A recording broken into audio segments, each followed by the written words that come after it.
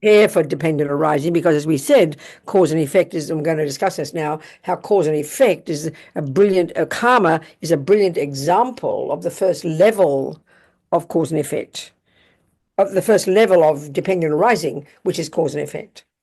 Then when we get to the second scope, here is that kind of, it gets very tasty and very clear here, and I want to talk more about this now. How, when we learn to understand how the mind works. So the main point when we're practicing the Lam Rim in the middle scope, there's not much you don't go into too much technical details about the way the mind works. Mainly, what Atisha and Tsongkhapa want us to do is to get in touch with the suffering of attachment and aversion and the other neuroses, and particularly to see there the suffering, the delusion, the disturbing character of these states of mind. This is where the word affliction comes in. These mental afflictions, these painful states of mind. This is where we really become a Buddhist, and this is where we really become a Buddhist, because we start to use Buddha's model of the mind. So the point here is, when we start to understand the more deep level about the mind, this is where we have to understand how the mind works. And I touched on this briefly yesterday, but I want to say it more today, because the more we understand this point I'm going to discuss, the more we understand how to think about the mind and how to think about ignorance and how to understand the way it functions to cause us suffering. Otherwise, it's just a bit mystical to us, So the key thing to understand about the mind, Buddha's view of the mind, which is so utterly specific to the Buddha, is quite unique. You've got to understand this. I mean, we say words like attachment, anger, jealousy, pride, love, compassion, and they are universal. There is no doubt. But it's Buddha's view of the mind, his observation of how the mind works. And indeed, this comes from the Hindus before him, who created this brilliant technique called single-pointed concentration that allows us to go to the depths, the subtle depths of our own actual cognitive, subjective process itself, to learn to become super intimately familiar with the actual workings of our own mind at a subtle level. And this approach is absolutely unique to the Buddha. There is no equivalent, even remote equivalent, in modern psychology or neuroscience. And that's not being arrogant, that's a fact. It's a fact. When we understand that the Buddha asserts, which comes from the Hindus, these subtler levels of mind, we do not posit them in the modern world. It's very clear. So the key thing to understand, and I touched on it briefly yesterday, but let's go into it more now, is there's two different ways of looking at the mind. There's the psychological model, which is the contents, and we're looking at that: attachment, anger, the neuroses, the virtues, the goodness, the blah blah blah. We'll go into more detail. But the other one is the epistemological model of the mind, which is the way the mind functions. So this is really sophisticated and fascinating stuff, I tell you. But the key point here I want to get to, and this is not difficult intellectually, but it's surprising to us, this particular way of showing how the mind works. We have sensory consciousness, which we know, but we don't sort of think about it in the same way as Buddha. And then we have mental consciousness. And these are both mind by definition being not physical, but they're very different functions. We experience them all together as one big lump of me. We don't even do a separate analysis, in our experiences, but it's totally necessary to do so. So the sensory consciousness is actually really gross level. It's in fact, you take the Vajrayana model, you've got gross consciousness, subtle consciousness, and very subtle consciousness. This is specific to the Vajrayana, to Tantra. So gross, by definition, is sensory. The part of our mind that functions through the five senses: the ear, the nose, the tongue, etc., etc. And that level of mind, we give it, as Lama Yeshe says, we make the body the boss. But it's totally inappropriate. Not being fundamentalist, it's just inappropriate because it's not the boss. But we think it is, because we define ourselves in terms of our body. And honestly, as far as our modern world is concerned, we are only the body. They don't posit such a thing as non-physical consciousness, not to mention subtler levels. No way, we are only the body, So we think we are the body. We know we have feelings, but we think it's all the brain. So we've got sensory consciousness, and the thing is, it's really important here to remember, this helps us understand how it's utterly different from mental consciousness, okay? So we have sensory and mental. So I always use the same example, and it's a really good one to show the difference in the way they function. I always use the same example. So I'll point to my thermos, which I chose because I like the look of it. I like the design, the shape and the design, okay? And so so naturally, if I say to you, this is a nicely designed thermos, or it's a really nicely designed thermos, and I'm looking at it with my eyes, you assume, we all naturally assume my eyes are actually cognizing or seeing a very nicely designed thermos. But technically that's not possible, because this is the point about the senses. This is the whole point. And it should be a revelation for us. The sensory consciousnesses are actually profoundly limited in their capacity for cognition. The mind, by the way, is that the definition of a mind is that which cognizes, that which is clear, which means not physical, and that which cognizes, or that which knows, or that which is aware. These are bare bones verbs. There's no flavor to that. That's simply the job of your mind, to cognize. So clearly we ask what? Cognize what, Buddha? He says, guess what, honey? Cognize that which exists, which is the point of all his entire path, to get in touch with reality. So that's the job of the mind. So we've got to understand the parts of our mind. This is what being a Buddhist means, to such an intimate level. So the senses are the grossest one. So eye consciousness, spelling it out, that means the part of your mind, which is not physical, that functions through the medium of the eyeball and all the bits and pieces, has a cognition, cognizes something, and it can only cognize two things: shape and color. That's its only capability, shape and color. Consciousness can only cognize sound. Tongue can only not the tongue physically, but the consciousness, the part of your mind that functions through the medium of the tongue and the nerves all working together. This is the crucial point. Your eyeball does not see things. Your eyeball is physical. And this is the difference with Buddhism. They assert this subtle level of consciousness, the subtle level of it, which is called consciousness, which is necessary for the eyeball to function. But we only posit the eyeball, But no, the mind is mind, eye consciousness, ear consciousness, tongue consciousness. So the senses are profoundly limited in their capacity for cognition. And this should be, honestly, a revelation about how we live our lives, and really points to Buddha's point about how we're living in La La Land.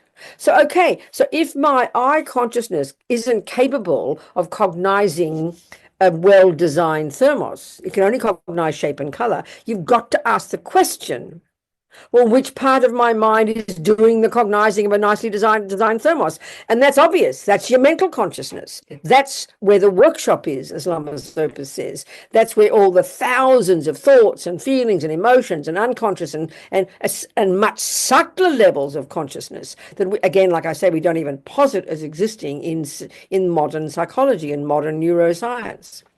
So this is the key point I'm getting to now, finally, to get to really understand the delusions, to understand the virtues, to understand eventually ignorance in order to realize emptiness.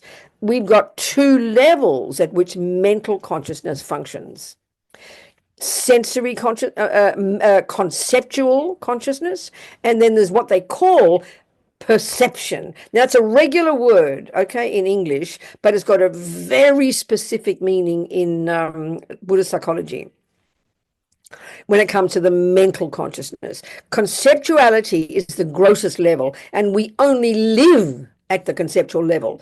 And so then we've got perception, which you can only access at a subtler level. You can only have perceptual consciousness, if you like, a cognition called perception, or they call it direct perception, non-conceptual direct perception. We're only capable of that at a subtler level once we've got single point of concentration. And that's eventually where we have to go in order to have direct insight into emptiness, impermanence, and everything else. That's why you cannot get realizations at the grosser level. Even though you can have the most brilliant conceptual mind, know every word about Dharma, memorize the entirety of the Buddha's path, but until you've got single point of concentration and have completely subdued your conceptuality and your sensory, which is what happens in this technique these Indians invented called the single-pointed concentration, where you access this subtler level of your mind, where eventually you can have what they call direct perception. So that's a mystery to us because we don't posit such a thing in psychology, you know. But this is a vital thing to understand. So, okay, it's now then, if we live at the level of conceptuality, that's very surprising to us. We go, well, what about feelings? Because we go concepts up here, and then we go feelings here. And for as far as we are concerned in our modern world and how we feel, they're totally different areas, but they're all conceptuality. They are all conceptuality. This is utterly necessary to understand. We're going to go into more. But before I finish, if the sensory consciousness, your eye consciousness, cannot cognize a well-designed thermos, your eye consciousness cognizes shape and color. It doesn't recognize black. It doesn't recognize round, mere bare bone shape and color. And then what happens is this, and this is really, I mean, this is a really good analogy. The millisecond my eyes go to that and shape and color is cognized, the next billionth of a second, and I really mean it, quicker than Google, my mental consciousness is accessed. That's where the workshop is, as Lama Zopa says. And that's all our thought, as I said, thoughts, all conceptuality, up as we point up here, you know, thoughts, feelings, emotions, unconscious, subconscious, instinct, intuition, to the subtlest level of our mental consciousness. So we have conceptuality, and then we have non-conceptual at a subtler level that we never touch, never get anywhere near until we've got single point of concentration and have become great meditators. Because it's at that level we have to have these non-conceptual direct insights into impermanence, karma, bodhicitta, emptiness, and all the rest, you know. So it's a level of mind that we do not even know, and we don't touch it, and we don't even posit it as existing in our modern psychological models. So the key point I'm getting to now is we live at the level of conceptuality. So that means, so then what we're saying is, okay, so what we think is conceptuality means, you know, all the mathematical concepts, all musical theory, all the complicated conceptual thoughts, intellectual ideas, philosophical ideas, we call that conceptual. But no, not that's one level. But this is where the afflictions come in, the emotional afflictions. So when we say feelings, we mean those afflictions, you know, or love or compassion, where you feel emotional. We call it emotions. I don't know if there's an equivalent word in Buddhist psychology. When we say emotional, that's what we mean is when, and you think about this, your mind is emotional, but mainly you say you're emotional, and you can see a person being emotional because their body is expressing it. Now, the point is the body does not have, the body, okay, the body doesn't have is not the mind, but it's inextricably linked to the mind. This is why the Vajrayana model is extremely helpful to understand. So according to the Vajrayana model, like I said, we've got gross consciousness, eye consciousness, ear consciousness, which are inextricably linked to our physical body. You've got to have an eyeball plus the eye consciousness to have a cognition. You've got to have a proper working ear with the drum and all the nerves working plus the ear consciousness. Then you'll have a cognition through that medium. So that's the grossest level of our being, the sensory. And that during the death process, when we start going through the death process, the first 4 stages are the cessation of the 5 senses. 5? Yeah, 5. Isn't it? So by the time you stop breathing, the first 4 stages, you're looking like you're dead because your sensory consciousness has ceased, right? And that's why we think we're dead, but we're not dead yet. Because why? Because now your mental consciousness is still there. So the equivalent experience is when you go to sleep. It's the same process as the death process, except obviously not as radical. The senses cease and you go to sleep. So you can touch a person on their arm while they're fast asleep. We know they won't feel it. You open their eyelid, their eyes, because the senses the senses have ceased functioning. And so what's still existing, though, and we know that when we go to sleep, we now have dreams. That's your mental consciousness. But so is love and compassion and anger and jealousy that we experience at the all ordinary day-to-day level. They are our mental states that we experience through the body. I mean, through our physical life, through our life, we experience those emotions. But we know that the dreams are kind of weird and wacky, aren't they? But they're the mental consciousness. But what I'm getting at here is this level of mental consciousness, all the emotions, all the feelings, all those things we call feelings and emotions, they are all rooted in conceptual thoughts. That's the thing. That's the point. And you could argue why we only experience them emotionally. I mean, when you see a person shouting and yelling with anger, first it looks like anger is physical. No, it's because of the intimate relationship between the physical and the mental, and the Vajrayana model talks about we've got this subtle level of physical body inextricably linked to our subtle mental states, that they've got these 72,000 subtle channels, and coursing through those channels is all this subtle wind energy, and connected to all those wind energies throughout all our entire body are the different states of mind, So because of this intimate relationship between the mental states, love, compassion, anger, jealousy, and all the rest, and they're all connected to their own level of wind energy. So when the physical, the subtle, and it's subtle, but it's linked to this gross body. So when the anger is very strong, meaning because you've practiced the conceptual thought called anger, and you define anger as a conceptual thought that exaggerates the ugliness of the object. That's technically bare bones what anger is. Attachment is a conceptual thought that exaggerates the deliciousness of the object. Pride is a conceptual thought that exaggerates your important qualities, and all these things. You can define them very basic, so that at their very bones they are conceptual thoughts. But why there's all this emotion involved in the mind and in the body is because of the intimate relationship, first of all, between the body and the mind. But why the emotion's there in the first place is because we've practiced those sorts, Buddha says, for life after life after life after life. We've practiced them to perfection. So my mother did not have to teach me how to be angry. I'd perfected anger. I had anger in my mind from the time I was born. I brought it with me from a past life. And the millisecond my attachment didn't get what it wanted, I would explode, I mean, join the universe. Look at us. So, it's still rooted in being a conceptual thought, but what the level we experience at is the physical and the emotional, only because we've practiced it. Only because we practiced it. That's why it's so natural, so-called natural. That's why we call it instinctive, So we've practiced ignorance that clings to an eye, attachment to get what that eye wants, anger when it doesn't get what it wants and has a panic attack, and all the other dramas. We've practiced these for life after life after life after life after life. Like we said yesterday, who was it? Stephanie or Christine or somebody asked and said, oh, shocking to think of past lives. That's why they're so strong. They are completely spontaneous, completely automatic. What we mean by instinct is the fact that we've done these and thought these things so often they are literally second nature. That's why we experience them as emotional. Because we're so habituated. So in other words, you can also see another person who might have angry thoughts, but their anger is not so violent. Their anger is not so intense. They can recognize their thoughts getting irritated and upset, but they don't have much anger, so it never gets to the gross physical level. I'm not talking about people who suppress. That's different. But some people just don't have much anger.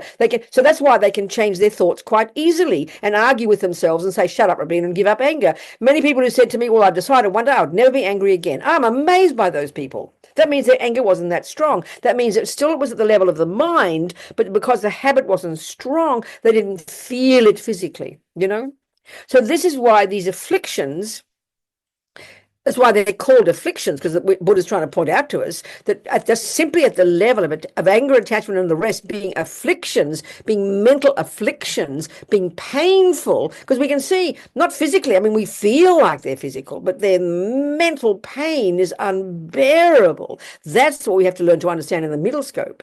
But the key thing to understand is those mental afflictions are conceptual thoughts, and they are delusional conceptual thoughts. That's why this word delusion is a brilliant word. They are conceptual thoughts that are not accurate.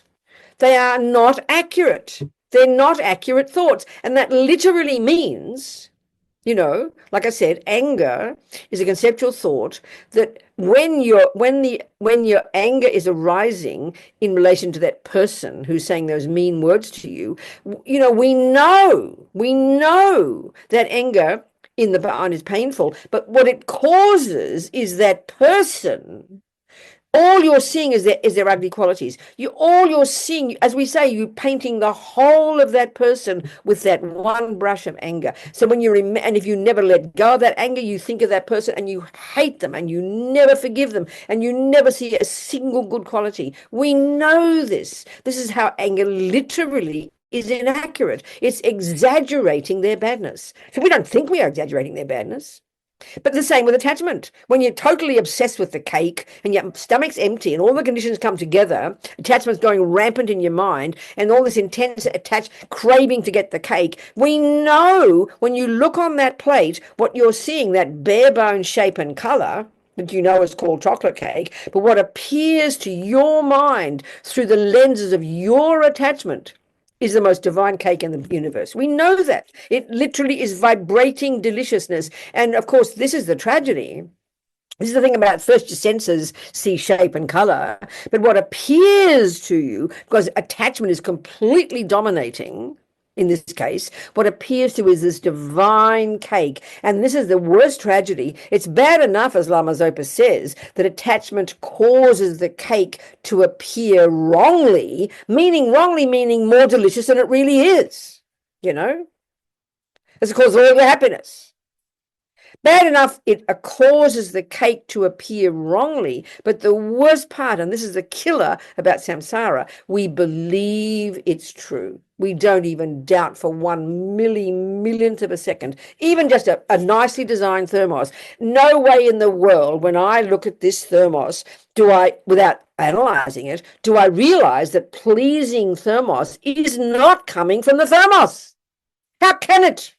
You look at it and you think it's disgusting. That proves emptiness right there. But this is how we live our lives. We are like these lemmings, totally seduced by the outside world. And the source of the suffering is the delusions in the mind. They are literally concepts. We've practiced them to perfection for countless lifetimes, and they cause even the object to not to appear that way. That's the killer. That's the killer, So when we look at the world from the time we wake up in the morning till the time we go to sleep, all what appears to us, our eyes are doing the shape, seeing shape and color, hearing sound. But look at the stories that our mental consciousness paints onto those shapes and color and sounds. And that's the world we live in, made up by our minds, literally made up by our minds, So what we're doing is start at the very beginning. You control your body and speech, at least control the servants of your delusions. Live in vows, be disciplined, and refrain from harming and killing and stealing and lying. Then you get to the next level and you start to give up the painful attachment and anger because they're so painful, the emotional. But then you start to understand these states of mind and you realize how, and this is how Lama Zopa talks all the time, how they're conceptual states that distort the world. As Lama Zopa says, they cause the outside world to appear back to us in a mistaken way. And then we believe whatever we see. We never doubt for 1 second. So it's sort of like, for so long have you believed that a $50 note is a $500 note. For so long have you believed it is 500. You actually see 2 zeros now. That's how heavy duty the delusions are. They're practiced to perfection. So this is the hardest job of being a Buddhist. That's why one of the most profound practices is like putting atomic bombs under delusions. There you are, all excited, anticipating the cake. I mean, I'm attached to my food, right? So, I still do like going out for a meal with people. I'd love to go for a meal, because of course you want to go because if your stomach's empty, you don't want to go with a full stomach because you don't enjoy it. So you make sure your stomach's empty. So tomorrow I'm going out. What's tomorrow? Yes, I'm Saturday still. So tomorrow I'm going out to have lunch with somebody. So I'm automatically thinking, well, I usually eat twice a day. So I'm already thinking, okay, I'll have a very little breakfast so I can be ready to have a nice lunch, You think about food, isn't it? We all think about food. So then the thing is, you know what it's like. You're looking forward to going out, so you're anticipating. That's attachment. So you go, you sit down, you choose the restaurant, you look at the menu, and you see other meals on other plates, and you go, oh, isn't that divine looking? And then you think, oh, I should order that one. You're looking around, you know what I'm saying. You know what I'm saying. So then when your stomach's empty and the food comes all fresh and delicious and beautifully presented by the cook, and you get so excited you can't wait to put it in the mouth, right? You're so excited. Of course, you behave nicely. You don't act like a pig.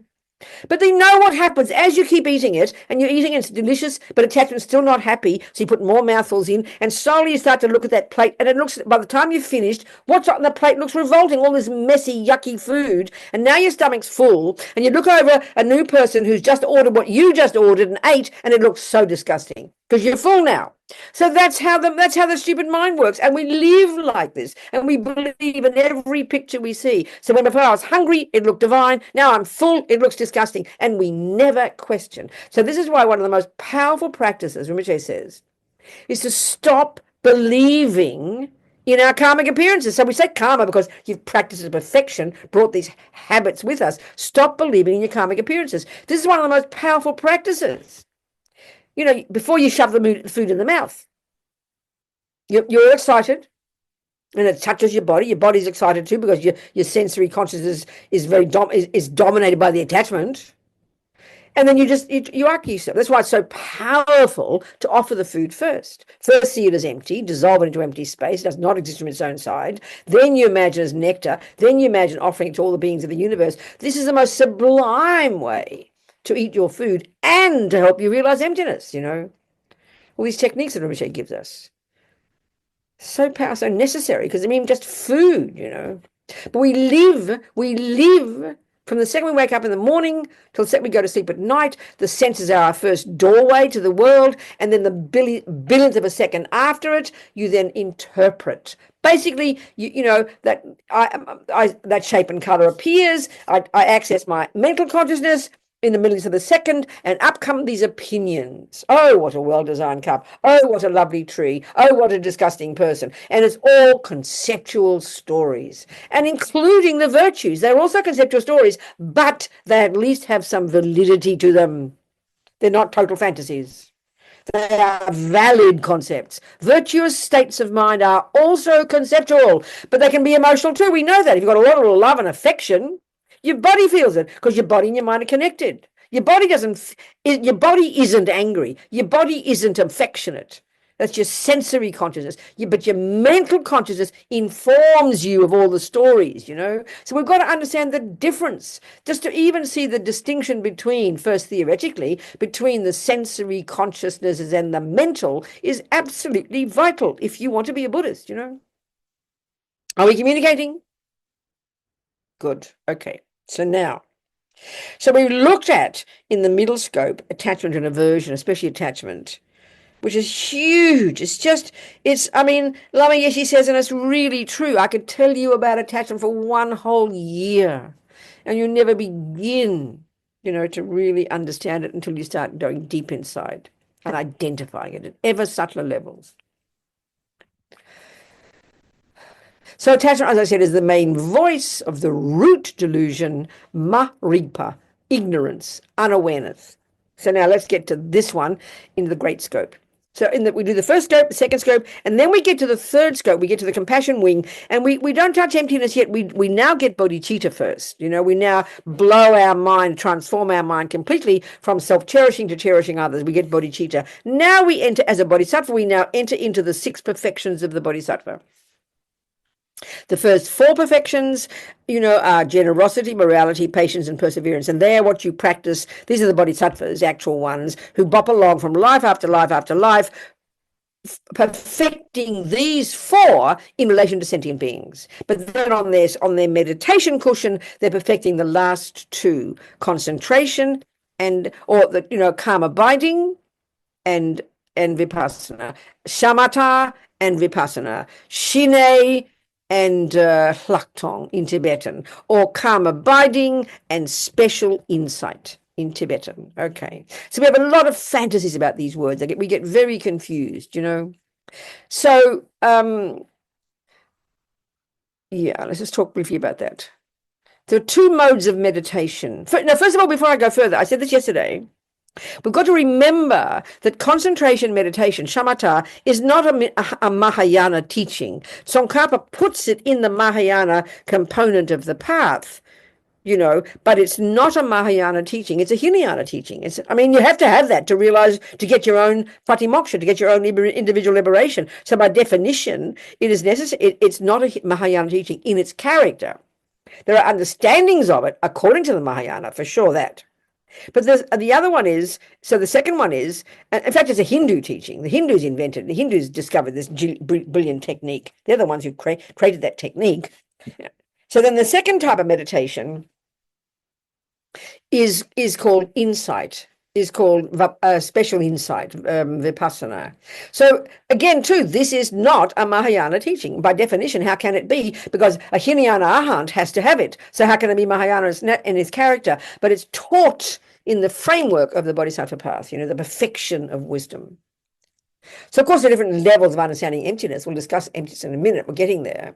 But these two modes of meditation are taught in this framework as the fifth and the sixth of the perfections for the Bodhisattva, combined with the first four perfections. So the insight one, vipassana, Lord Buddha taught many insight meditations. And as we know in the world, there's a type that people almost think is like it's a little group itself called vipassana meditation. But there's many types of meditations, many types of insights. Insight is a great word in English. I think in some other languages they don't have such a good word. But we know insight's a very special word. You're thinking about a problem, and then you go, and I got a bit of insight into my problem today. It's in ordinary daily life. It's a really good word. So don't mystify it, It means inner seeing. It's very simple. It's very clear.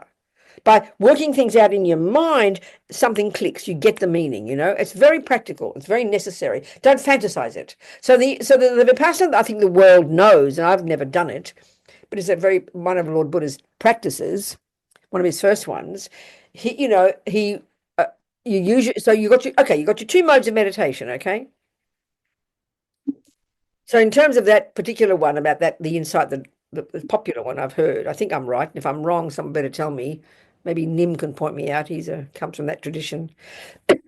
This insight, apparently you get your concentration first, and then you check, you pay attention to the sensations in the body. Now the thing is, what Lord Buddha wants us to get insight into is not the body, believe me. He's getting us to get insight into impermanence. And it's a brilliant method for how to do that. As I said, I have never done it, so I might be wrong about it. But there's many of these techniques that Lord Buddha has taught us. So obviously, if you're looking at the Lam Rim, all the points of Lord Buddha's teachings, whether you're on the Hinayana path, Mahayana, or anything else, of course you've got to get insight into every one of them.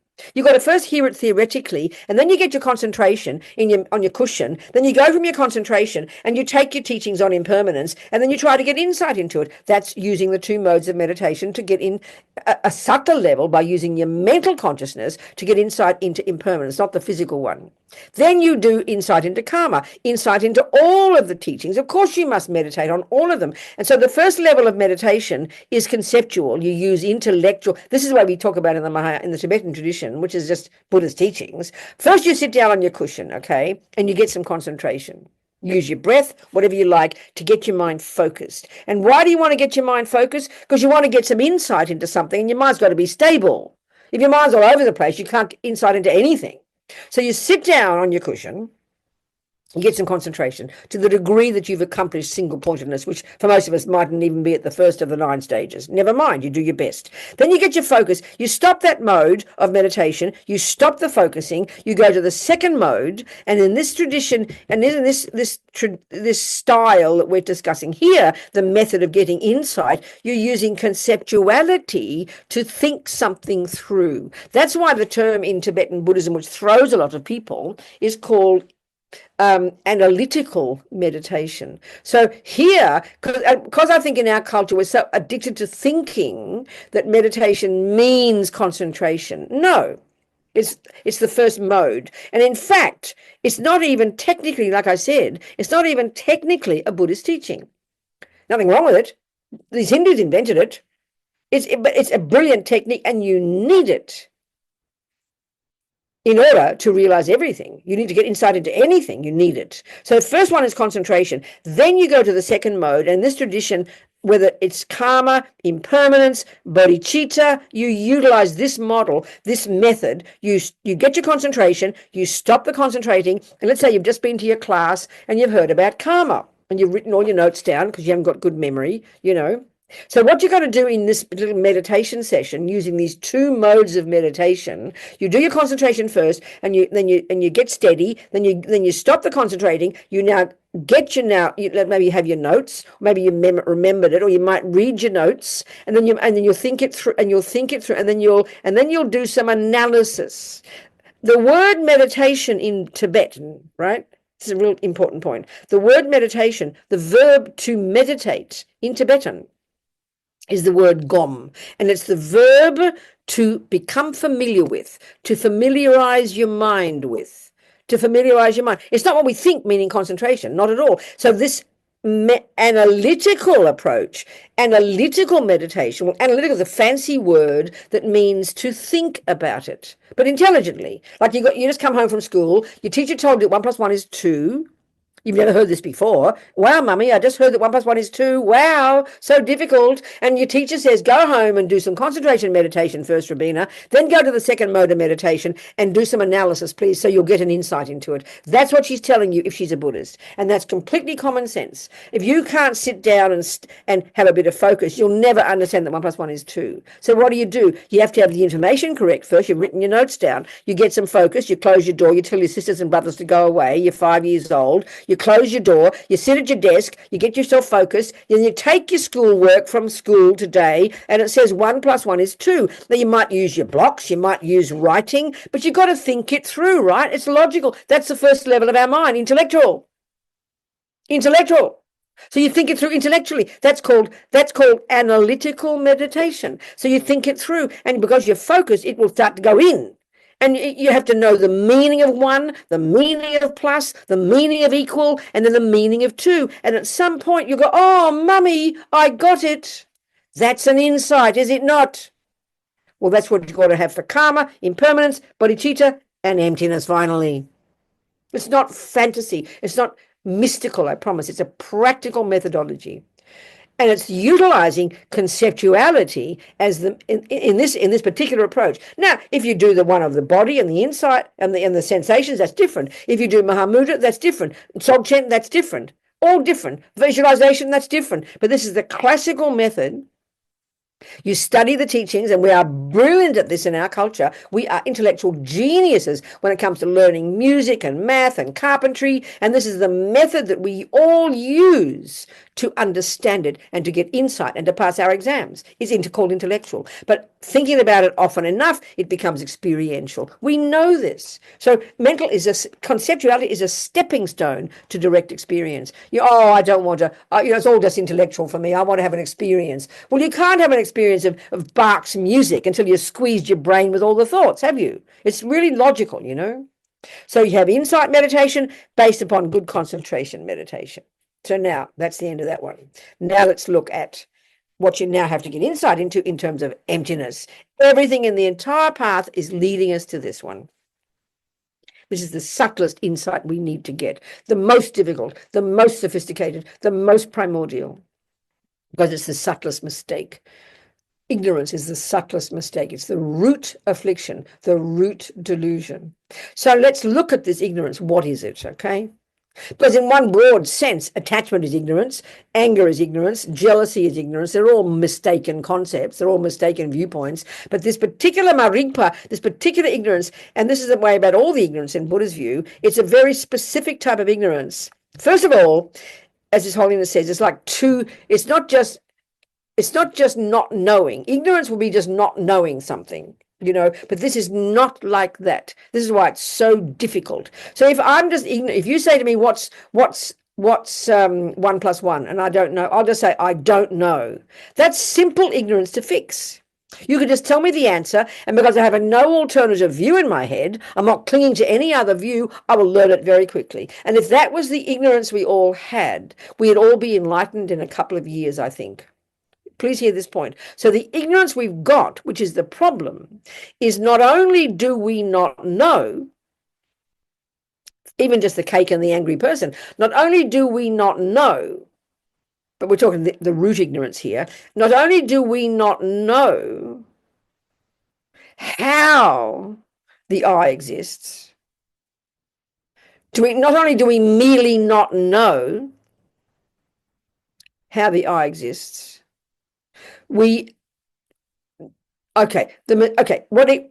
start again. Ignorance, what is it? Attachment exaggerates the deliciousness of a cake.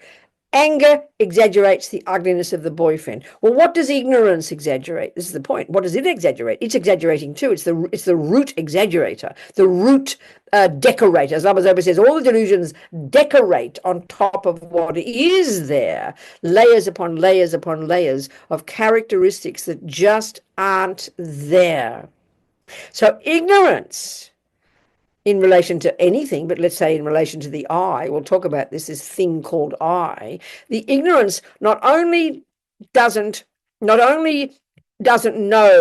that the I is empty of existing from its own side, not only does ignorance not know that the I has no inherent existence, not only does ignorance not know that I has no inherent existence, ignorance thinks it does. That's the problem. So in other words, if you say what's 1 + 1, I'll say 3. If I believe, not only do I not know that the answer is 2, but I believe a lie. So not only do we not know the truth that the I has no inherent nature, we believe it does. In other words, the ignorance is a direct opposite of the reality. It's not merely not knowing. Merely not knowing is easy to fix. So this cup of not knowing is believing, not only not knowing the truth, but believing a lie. And the lie is an exact opposite of the truth. And we have clung to this lie, Buddha says, as long as time exists. This is the root lie since beginningless time. And all the other lies, all the other afflictions, all the other misconceptions, all the realms of existence, the hell realms, the God realms, the human realms, the animal realms, the formless of the formless realms, all are created by sentient beings who believe in this lie.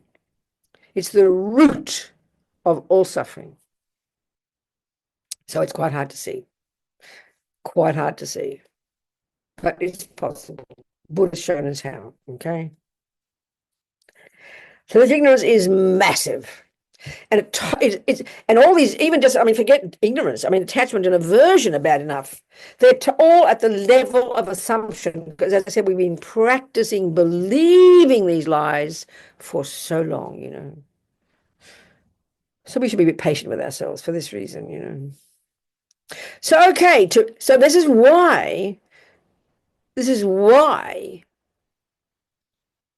we need to learn the teachings, learn the words, learn the concepts. Of course, there are meditations that are non-conceptual. Mahamudra, as Lama Yeshe says in his book on Mahamudra, there's no concept, there's no dogma, there's no this, there's no that. You just go straight to meditation. That sounds delicious to us. But let me tell you, for example, Lama says, in Mahamudra, Lama gives commentary on Panchen Lama's text. And Panchen Lama mentions there are 2 main methods for realizing emptiness. And the first one, as Lama says, is what he did in the monasteries, which is the method we're discussing here.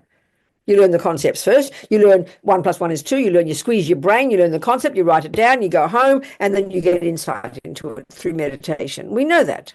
You learn cooking that way. You learn theories that way. We are brilliant at this in our culture. We have very, very sophisticated conceptual minds in the West. We've got great education systems, and we're all intelligent. We learn the theory first. We go home. We internalize it. We either keep cooking and cooking until it becomes natural, or we think and think about the math until we know it, or we play and play the piano until we become experiential. That's our methodology. Nothing surprising. And that's the methodology, as Lama says, he learned in the monasteries. That's the method I've used in my life. Learning the theories, you learn the concept, and you are us here too. You learn the theories, and then through content, you think about it, you listen first, you contemplate the meaning, and then you get insight through your meditation. And then the penny drops. That's the process. Very logical process. So Mahamudra, that's the one method, as Panchen Lama says. You get the knowledge first, then you get the insight through meditation. Now, the other method is the opposite. You go straight to meditation, and then as a result of that, you can then understand emptiness, and then you're able to articulate it, something like that. Now, that sounds delicious to us. Oh, I don't have to do any theory. Oh, I don't have to do anything. Oh, wonderful. But this is how it is. You listen to this. You listen to this. Using music as an example, The classical method, if you want to play Bach, the classical method is listen to the squeeze your brain and all the complicated theories and practice and practice and practice and practice until eventually you've perfected it. We know that method. Now the other method, no theory, you go straight to the piano and you try to intuit Bach. Now look how difficult that would be. I'm sorry. Even just to make a cake, we'd make a complete disaster. You never heard of theory. No one's ever told you a word about theory. And you take this, someone gives you flour and eggs, and you have to nut out how to make a cake experientially. What a joke. You'll be there for 47 years, So actually, Mahamudra is far more difficult. And the irony is, for Dzogchen or Mahamudra, you could say the person who can get some experience from those meditations is the one who's done the intellectual work first, even probably in a past life. No doubt about it. And we need both anyway, So here we're doing the intellectual approach, okay? The theories first. So, okay. Because ignorance is a super subtle misconception, literally a misconception that causes all things out there to appear to us as having an inherent nature. So those words are completely mystical. What the hell do you mean inherent nature? That it causes things to appear to us as existing out there from their own side, having zero to do with any causes or conditions. In particular, and finally, having nothing to do with my mind labeling it. That's the subtlest. So this is where this dependent arising business comes in, So the two truths, things, there are many logical arguments we need to use to unpack and unravel and deconstruct and annihilate the lie of ignorance, okay? The root of ignorance. But this is the king logic. The best, most powerful one. Tsongkhapa waxes lyrical about it. It's one of his texts. He's praising Buddha for his teachings on dependent arising. This blissful text that Tsongkhapa wrote, So it's all dependent arising. We can see this is the most stable way to understand emptiness. We're seeing the ultimate reality, which emptiness is the shorthand for ultimate truth, ultimate reality, and it's seen in the framework of conventional truth, the two truths. Things have a conventional characteristic and they have this ultimate or final characteristic. So seeing everything in terms of the two truths, using dependent arising as the logic, is the most delicious way, because dependent arising is the shorthand for conventional, and emptiness is the shorthand for ultimate. Okay, so let's look at that finally. So that Buddha is saying everything that exists, all phenomena. There's many terms when you study. One of the first texts you study, the one I first studied, called Dura, Collected Topics. You learn all the nuts and bolts of the Buddhist worldview, First of all, you've got the term called existent or phenomenon. There's about 5 synonyms for that which exists. Everything in the universe that does exist is called an existent, a phenomenon, an object of knowledge, or an established base. These 5 synonyms. That's the term that covers everything. Well, practically. Yes, everything. Then within that, you've got impermanent things. Then within this, you've got a series of this, and it all breaks down, So the crucial point about this terminology, existent or phenomenon or object of knowledge, it's really important to understand these words, because the Buddha says, whatever exists, the definition of an existent, each has got a slightly different definition. The definition of an existent is that which can be cognized by mind. Now, that in the world is demented. We think the mind is nothing in comparison with hard things like hard sciences, but the Buddha is the opposite. If the mind can cognize, a valid cognition, can't be a made up one. So what defines something as existing is that it can be cognized by your mind. That is so in other words, it's axiomatic that which can be cognized by the mind is that which exists. That's pretty intense. So the Buddha is saying right now why he wants us to even understand the concept of an existent, an object of knowledge or of knowing, is that right now we're living in la-la land. We are cognizing things that don't exist. Attachment cognizes a divine chocolate cake that'll make me happy. That cake does not exist on that plate. Anger believes the ugly boyfriend that's the cause of all my suffering. That is not the boyfriend that exists. And the ignorance believes in the inherent me that does not exist. So we've got to learn to know what the hell exists and what doesn't. That's the job of being a Buddhist. Okay, so now ignorance, dependent arising, and emptiness. So let's use the particular phenomenon that we're especially attached to, and that's called I. Okay, so there are many words that can be used to refer to I, me, person, self. They're all synonymous. We are one of those. We are a person. We are an I. We are a me. We are a self. Those words are synonymous. Okay, in this framework, right into a person. The word used is a bit different in other ways, but never mind, generally speaking. So, a dog is one of those. A hell being is a person. A Buddha is a person. They're terms used to refer not always to all sentient beings. For some reason, a Buddha is not a sentient being. Everybody else is a sentient being. It always confuses me, that one. I don't know why, but never mind. But never mind, person it refers to anybody who's got a mind, who exists, you know? That's a person. That's an I. That's a self. That's a me. So this is the one, of course, we're most attached to, isn't it? That's what they say. We'll have a look at it. So what this ignorance causes us to believe totally. The ignorance causes us to believe totally in an inherent I, an independent I, an intrinsic I, an I that exists from its own side, an I that is established from its own side. All these synonyms are all referring to what ignorance sees, what ignorance believes exists, which is exactly what does not exist. Now, there's 3 levels of dependent arising that Lord Buddha points out, and each of them actually is an argument with the prevailing views before. So this is why we talked about karma. It's a brilliant example of the first kind of dependent arising, which is cause and effect. That everything, all the impermanent phenomena of the universe come into existence independent upon causes. So we know that if you're a materialist, you believe that the mother causes you, father causes you. If you're a Christian, God causes you. You know, we think all those things, right? We believe that we know that we are a part of we're the result of causes, but we don't think that our mind plays any role at all. That's why karma is so powerful, because it puts us right in the center of responsibility. That my past actions are the cause of who I am. And that's why I said even thinking about karma can be a profound shift in your mind to help you start taking responsibility and therefore loosen the grip of ego, you know? So cause and effect is the first of the 3 levels of dependent arising.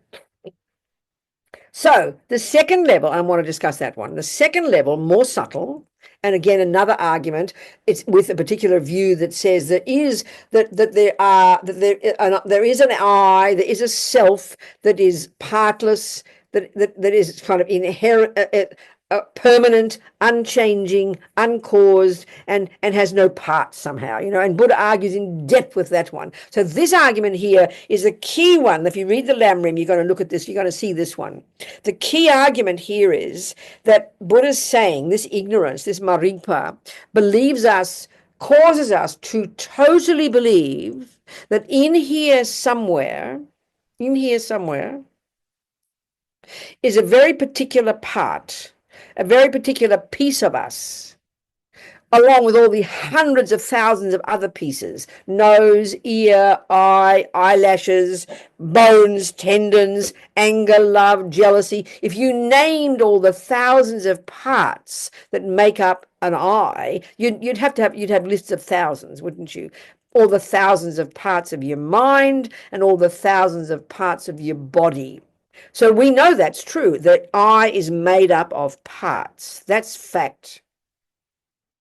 But the Buddha says this ignorance makes us believe that there is a very special part in there, walking, like my friend Pende says, walking hand in hand with all the other parts, called I.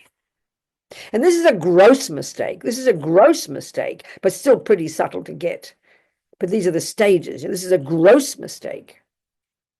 It's not the subtlest yet, but it's really good to understand it. So we believe, and we know we believe there's an I in here. We say the words I, the owner. It's like the owner, you know, the boss, the owner, like the landlord. That's how we feel about this I. There's an I. We never know. We never ask where it is. We never analyze where it is. We never search for it. We just assume it's there because the mistake is so utter. So we assume our language says, I have a nose. I am angry. You know, we talk this way, and we know the word I is the central play in our head, and it's like the boss. We talk about it in this dualistic way of being the possessor. My I possesses a nose, my I has this, my I has anger, I am this, I am that. We think that's how we talk all the time. That's how we talk all the time, isn't it? So Buddha says, it's a complete misconception. There can't be, he's telling us in advance, there can't be a separate, independent little piece called an I as an owner.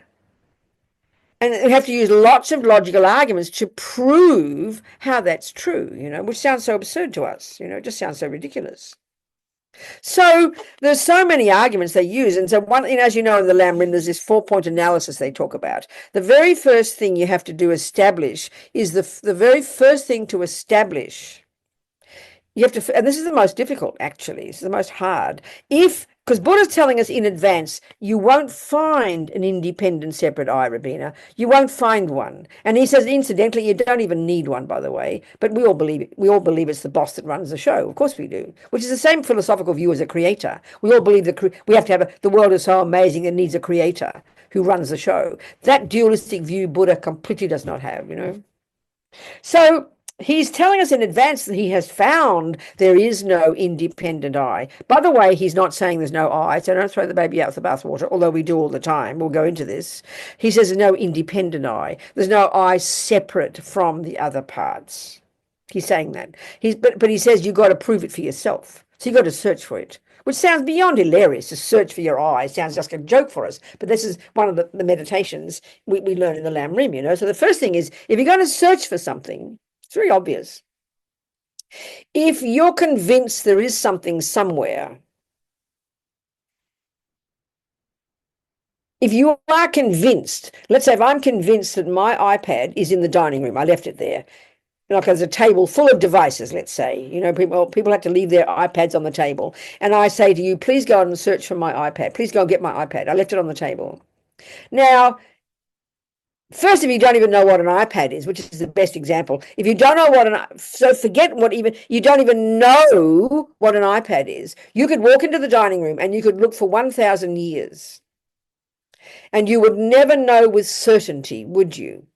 Because you might not know the name of many other things. Maybe you can deduce the things you don't know. But if you don't, or let's say there's 47 iPads on, it's a better example. If you know what an iPad is, but you don't know what my iPad looks like, and there's like 47 iPads on the table, you can look for 100 years of those 47 iPads, but you would never have certainty, would you, of whether one or other is mine. In other words, you have to know what you're searching for. It seems so obvious. Here, of course, it sounds weird because you're just saying, well, Buddha says there isn't an I, so what do you mean you have to know what you're searching for? But that's what he's saying, because we've been clinging to this independent I for countless eons. We have to, through meditation, again and again, we have to learn to be super clear about how that I appears to us. This is the most difficult point, you know, and that's why you have to study. He says it's got to appear as if it's separate from, independent of the other parts, and it's quite subtle. So that's the first point. You've got to first establish what you think this object to be negated feels like. Second, once you've established what you think the I is, you now have to search for it. But you've got to first establish the parameters of your search. And there's only two options. There is either an I that is separate from all the other parts, because the parameters of the search are this person, not in the chair next to me or the table. The parameters of the search for the iPad are in the dining room, okay? Not over down the road, next block. The parameters of the search are here, the aggregates, the parts, you see.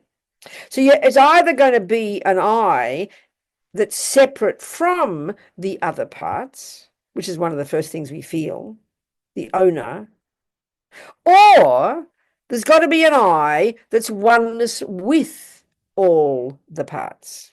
And this is the analysis we have to do. So they say once you've done this analysis at the subtlest level of your meditation, you will finally realize that there isn't an I that's separate from, and then you'll realize there's no I that's oneness with, because that's more subtle. And then you realize emptiness, basically. That's how they talk. That's how they talk. And then what that leads you to is finally the conclusion, just naturally, that I is merely labeled. That's the subtlest one, that I is merely labeled. That comes naturally from that analysis. So the first level of dependent arising is cause and effect. That's already a necessary example, already necessary meditation. You've got to realize there is no I separate among all those causes, and there's no I separate from those causes. The second one, this one, the parts one, which we'll go into more, this is the one we have to use as the basis of our analysis, and then that leads us to the conclusion there is not an I that's separate from, and then we conclude there is not an I that's oneness with, and then that leads us to the third one, the subtlest one, that I is merely labeled, that there's no I separate from the mind that imputes it. This is the three levels of dependent arising: causes, parts, and mind labeling, So these are the theories. So what are some of the logical arguments then that we have to utilize to prove the first one, even, that there can't be an I that's separate from?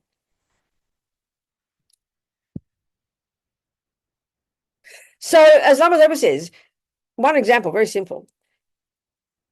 We say, I have a nose, don't we? So now look at this carefully. We should do an analysis. How many nouns is that?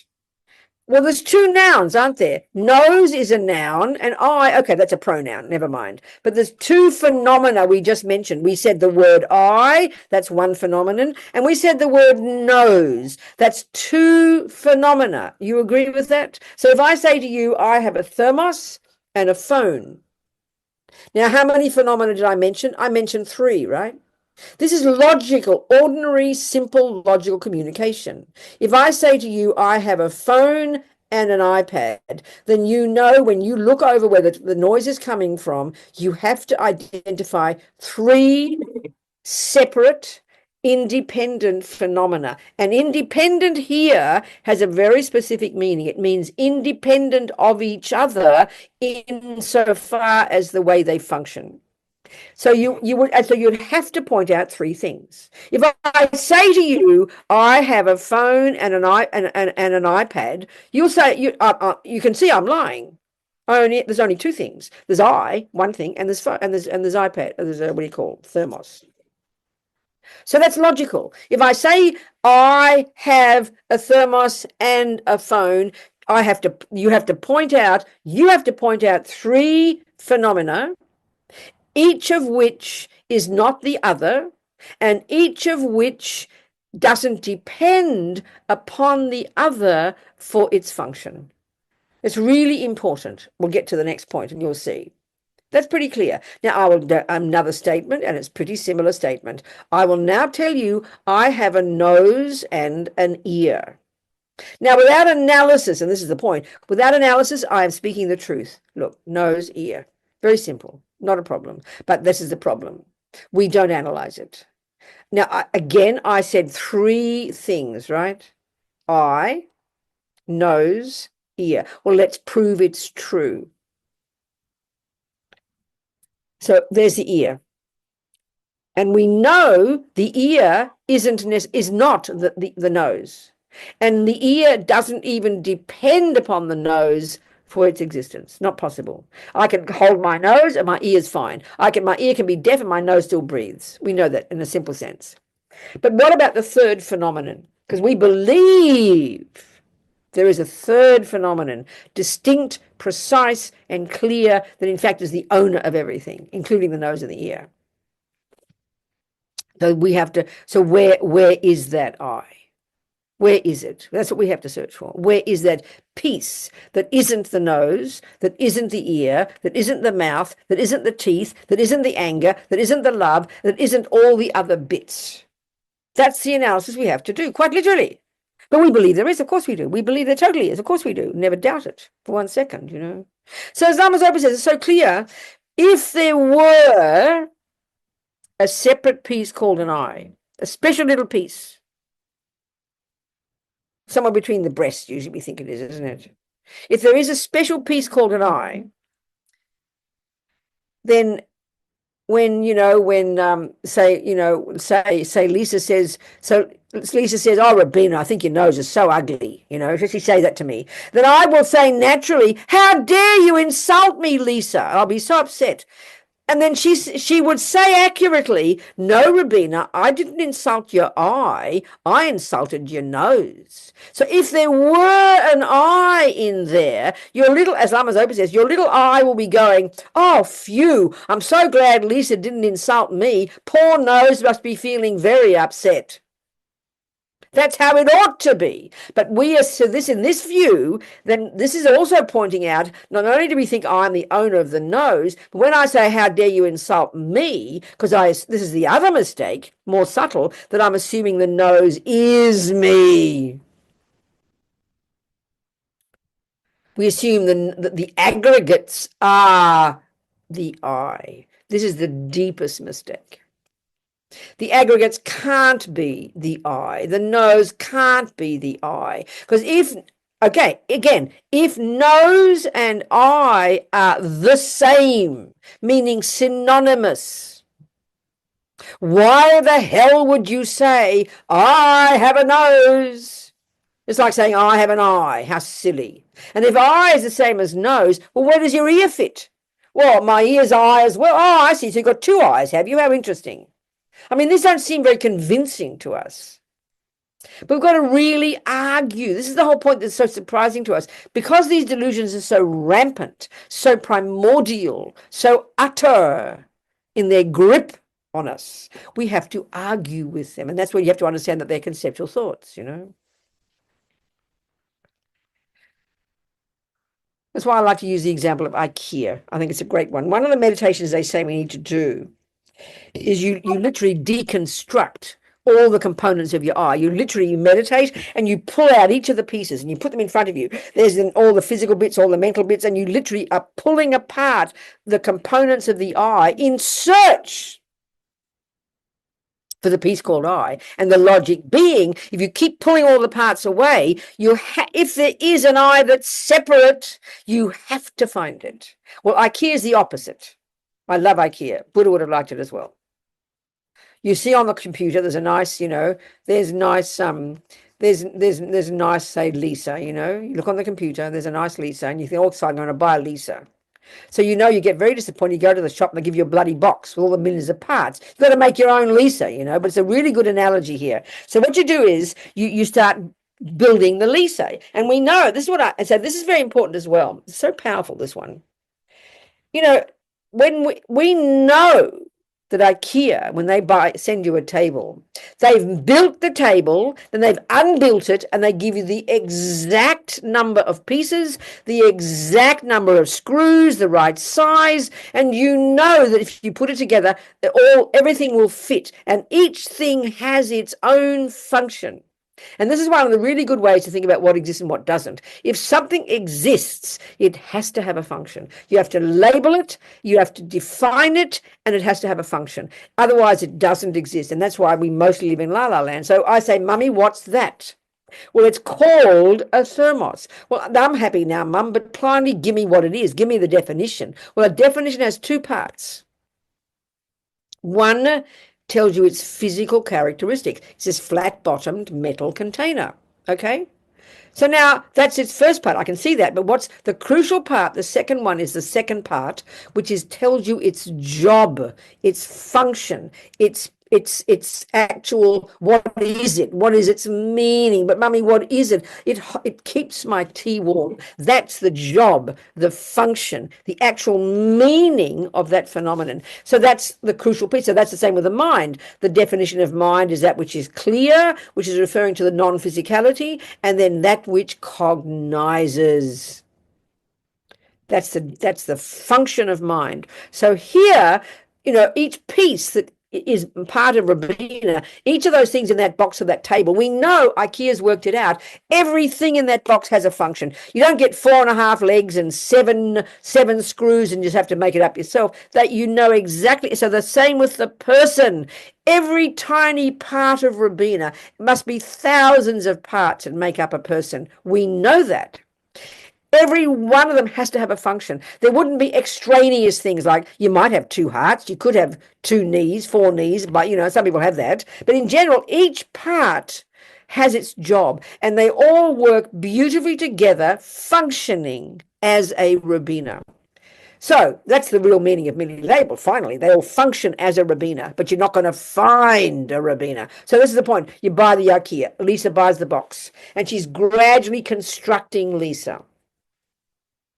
And she's putting on the arms and the heart and the things, and she's getting worried because all the pieces are coming together, but she hasn't found the little eye yet. She's worried there's no eye, and she brings up IKEA and has a panic attack. Where's the eye? You don't need one, Lisa. It's all right. Because you know why, Lisa? Because if you put them all together, all the parts, and this is the point, they function as Lisa. What do you want a separate bloody Lisa for? The parts together function as a table. You will not find a separate piece called table, and you can't say they're all the table. The parts are not the table. Table is the label you impute upon the parts. The parts function as the table. You don't need an extra table-ness. It's an unnecessarily addition. That's what the delusions do. This is why we live in samsara. So there is an I, there is a table, there is a computer, but not independent of the parts and not oneness with the parts. But they function as the computer, they function as an I, they function as a thermos. That's what it means, really. So relax, So they say the yogis in the meditation have realized emptiness. They come out of the meditation and things still appear to them, but they don't believe it. But the cup is still there. They pick up their thermos and it still holds their tea warm. Thank you very much. So in other words, it's not nihilism. It can't be nihilism. When you've got the two truths together, and there's no time to go on about them much, we can go a little bit. Okay, so this is a whole other discussion. We'll go there in a minute. But basically Buddha is saying you don't need, this is a really good way to put it, you don't need a separate I because the parts do fine functioning. The same with your hand. Look at your hand. What's hand, mummy? It's the name we give to the 5 digits, which is joined to your wrist, which is joined to this, right? And what's its job? It holds a thermos. Okay, so you analyze what is the hand. Well, it's got 5 fingers. The thumb does something. The index finger does this. That does that. The pinky does this. They each do their job. They're not, they're not going to argue with each other. The pinky's not going to say, "Oh, go away, ring finger. You're doing my job." They all do their job perfectly if the body's working nicely. And so, where's the piece called hand? There, it's just a name you put on the 5 bits. Come on, much more loosey goosey, That's how the universe exists. So it doesn't mean there's no hand. Of course there's a bloody hand. I'm just proving it to you. Look. Looks like no hand. Looks like no thermos. It's magic. Look, there it is. So these are some of the thoughts we have to have. So this is why the two truths are so important. Because one, when we hear, this is another discussion now. When we hear there is no I from its own side. There's no I there among the parts. And there's no I oneness with the parts. Of course, we can be forgiven for thinking, there's no I, and we fall into the abyss of the great mistake, as Tsongkhapa says, No reason to think this. As Lama Zopa says, when you realize that there's not one atom of anything there, that makes it, that is the I. It's as if there's no I, but dependent arising, there is an I. But what does exist is so subtle, it's as if it doesn't exist. So these are the two truths together. And the thing is, as soon as we hear emptiness, we throw the baby out with the bathwater. And as soon as we hear there is something, we go, thank God there's something after all, grasp. So here we over-exaggerate, here we under-exaggerate. We've got to get the two truths together. That's why when the more you think about emptiness, and it leads you to go, ha, there is an I that's a dependent arising. And every time you think about dependent arising I, you go, ha, that means there is no independent I. So you've got to put the two truths together. Then you are on the right track. Then you cannot fall into the abyss of the great mistake. Then you can be stable, you know. But remember that all of these are concepts. They're all, and just, see, conceptuality for us seems very gross. You know, I have feelings. I'm beyond conceptual. Load of rubbish. Anger and jealousy and depression are the most grotesquely grasping concepts you could ever imagine.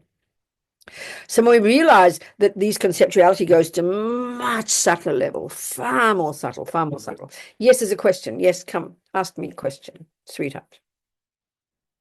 Okay, go, darling. Yes, my question is around, is there a particular definition for the wrong view? So what you just talked about, going into nihilism, that nothing exists at all, or the other extreme, the materialism, as in things exist intrinsically by themselves.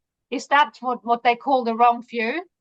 No, there's many. Okay, when you read the words wrong view in the Tibetan literature, you're referring to ignorance very precisely. You're referring to exactly the root delusion, ignorance. They're all, in fact, attachment and anger are all wrong views, but they use that term specifically for believing in an intrinsic something. You know, there are many wrong views. Karma's a wrong view as well, but they're usually meaning the root one. They're referring to the actual maripa, the ignorance that believes that things have an intrinsic nature. That's the wrong view they're talking about. Do you understand? Okay, darling. Yeah. Okay. Thank you. Okay. Someone else. People, think, anybody, somebody, questions. Hi, Robina. Sorry, I can't find my raise hand button. You're there. I can hear you, darling. Go, Rebecca. Is there a universe? You have to give me the definition. What's the universe? How do you call the universe, sweetheart? What does it mean? I don't know. Okay, is there an atom? I'm not a scientist, but if they say there is, and they've found it, and they've established it and defined it and pointed to it, then there must be an atom, yes. Everything that Rebecca exists, your teal-coloured, you know, T-shirt exists, your blonde hair exists, your glasses exist, your nose exists, the pot plants behind you exist, but not in the way we think, Rebecca. That's the point, that we exaggerate the status of it. We give it extra status. We add layers upon layers of things on top of what exists. That's a good way to put it. Attachment even exaggerates the deliciousness of cake. There is a cake there. It's validly a chocolate cake. Everybody can prove it. But your attachment makes it look more divine than it really is. When you know, you understand my point. That's the way to think, that as Lama Zopa says, these delusions, these afflictions decorate on top of what is there, characteristics that aren't there. But the trouble is we don't realize we do it. So it's an incorrect understanding of all of those things, rather than that they don't exist. Yes, exactly. And this mistake gets to a very subtle level, but that's how they talk. Yeah, exactly. Because and the mind is not, and the I. If the mind, okay, good. Let's look at it. Is the mind the I? If the mind is the I, then you're saying that mind and I are the same thing. Is that right? They're the same? That's what you mean by the mind is the I. That must be the same thing. Yeah? Would you agree? That's what you're saying? Yeah, I think. If it's the same thing, okay, well, where does your body fit? What's your body then? What's the body? The body is the collective which acts out the mind. It's a receptacle, it's a container. Of the I. The body is a gathering of atoms in the continuum of all existence. It's a collection. It's a as a planet is within space. You know, a lost planet me. in space is a kind of density of You've lost me completely matter. now. I'm just discussing the I, not the planet. So you're suggesting that your I is the mind. So then why would you say I have a mind? You probably do say that, don't you? Why would you say that? If the I is the mind, why would you say I have a mind? That implies two things. Why would you say that? That was silly.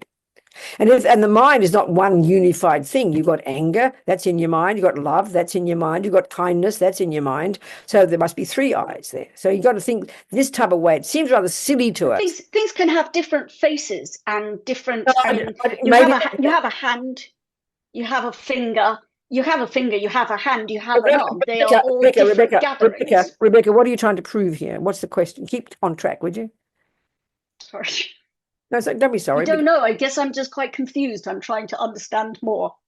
Well, then, I mean, I have thoughts that are independent to your thoughts. I have experiences that are different to your experiences. So what's that proving? What's the point here?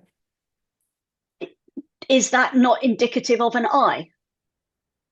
I didn't say there's no I. A very subtle I.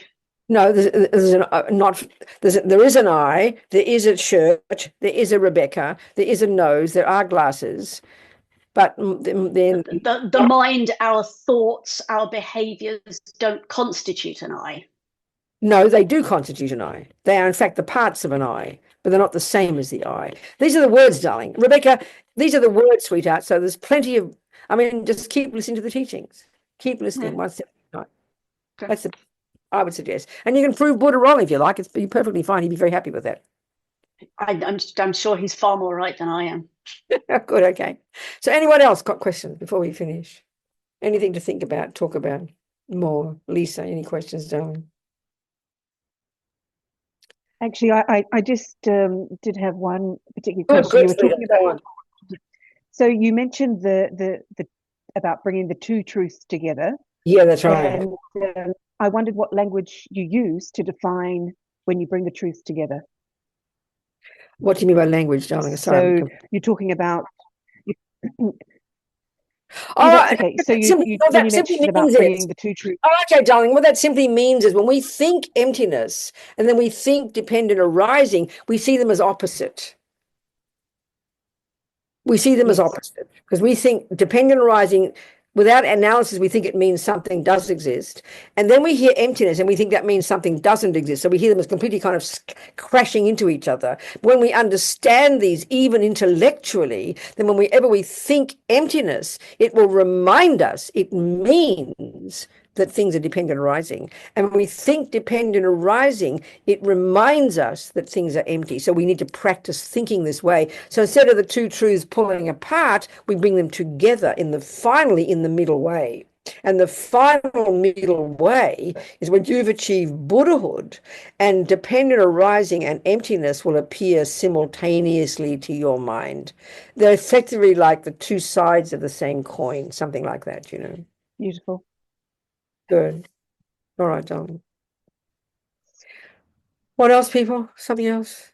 It's enough. We've filled up our time, I think. So lots of food for thought. I mean, there's so many wonderful books out there to help us with these teachings. And this is really Lama Zopa goes on, talks marvelously about dependent arising and emptiness. So I really encourage you to study his teachings, but to study all the teachings, to study all the texts so we can go one step at a time, you know, and learn all this stuff. Hello, Adele. You got a question, darling? Yes, I do. Good. Lovely to see you, Robina. Yes. So could I think that this continuum of mental thought or concentration or whatever I do, the mind, Yeah, right, is a random stream of consciousness? It is not controlled by an I, except it is controlled by the ignorance of my conditioning and my characterizing things from that conditioning. So I wondered why it sounded good until you said the word random. That threw me a bit. Well, it seems to me fine what you just said, but why the word random is, well, it seems to me that wherever I go, there is some reason why I'm there. Whoever I meet, there is some reasoning why I bumped into them.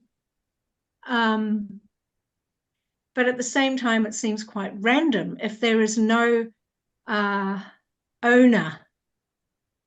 Okay, so this is, now I hear your point now. Okay, now I hear your point.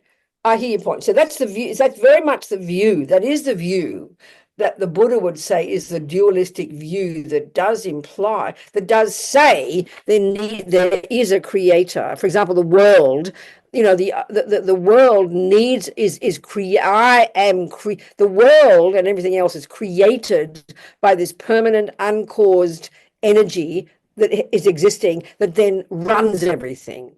And that's the same philosophical view the Buddha argues with, because he says, no, karma runs everything. The law of karma, every thought in your mind, every thought in Nicole's mind, every thought in Rebecca's mind runs everybody in the universe, every sentient being runs that person's mind. That, you know, every thought that goes on, your virtues and your non-virtues are programming that continuity of mental moments, and that putting into the mind of seeds of those virtue and non-virtue produce the future person, and even produce the future result of an environment, of a universe. Everything is created by the minds individually and collectively. So minds are running themselves. We don't need an external boss, the dualistic view of punishment and reward. Equally, internally, we don't need a little I that we think of as the boss that runs the mind. No, the mind runs the mind, but the mind's got millions of parts, Adele. One of the key parts of the mind is intention, not motivation. It's bare bones, I will. That's the real meaning of karma. The real starting point of anything that ever happens is I will. And that's the thought of volition. Then there follows attention, then intention, and then love. Then they all lead from there. So the mind, if you want to have a boss, the mind is more boss than the body, definitely. You know, so the mind runs, but the parts of the mind all have their job, and they run the person. That's absolutely true. So the dependent arising, the relative or conventional I, is training my intention. No, you don't need, no, your intention doesn't need training. There's no I that does any training. That's the whole point. The I is a name you give to the combination of your body and your mind. Mind is also a word you give to the combination of the parts of the mind. And anger is the word you give to the combination of the bits and pieces of anger. Everything exists like that. You don't need a separate piece that runs anything. They all work together. The pieces of the hand all work together to function as a hand. All the people of the universe work, not together, unfortunately, work to function as a universe. Everything does its job. There's no need for an extra boss on top. So when I manage... Yeah, go on. When I manage to merge the absolute with the relative... Yeah, then you're on the case, baby. And I'm free from having to think I have an I, because everything is functioning just fine. Everything is fun, and you realize there's no intrinsic eye, intrinsic nose, intrinsic ear, intrinsic hair, intrinsic Adele, or anything else. Yes, when you realize that, then you're in touch with dependent arising. You're in touch with karma. You're in touch with impermanence. You're in touch with virtue, and you're blissful as a bonus, and you're compassionate. Everything will work perfectly. All right. We can look forward to it, can't we? Okay, people. Time to go, Lisa. What do you think? Yes, great. Shall I dedicate? Yeah, you say the prayers for us. Let's just hear the dedication prayers. You read them out, sweetheart. But firstly, just to thank you, Venerable Robina, for your clarity and wisdom. Good job. And may the precious view of emptiness that has not arisen arise and grow. And may that which has arisen not diminish, but increase more and more. May the merits of these virtuous teachings be the cause of enlightenment for the sake of all sentient beings. And may all Rinpoche's Dharma wishes be fulfilled. Good, sweetheart. And may we get to see his nice little Nepalese boy's face very soon. Yes, absolutely. That's right. Thank you, darling people. So happy to see you all. somewhere next time. Who knows? I'll be near you in November. Didn't plan to go to New Zealand, but never mind. Maybe we'll see you somewhere. But I'll be back. I'll be in Australia for a little bit. I'll be in Bali actually at some point in October. I think that's going to be coming soon. I think. Anyway, whatever. I'll come to New Zealand. We'll see how we go. Maybe a quick trip. Who knows? Okay. That would be wonderful. Thank you so much. Bye, sweetheart. Thank you. Bye.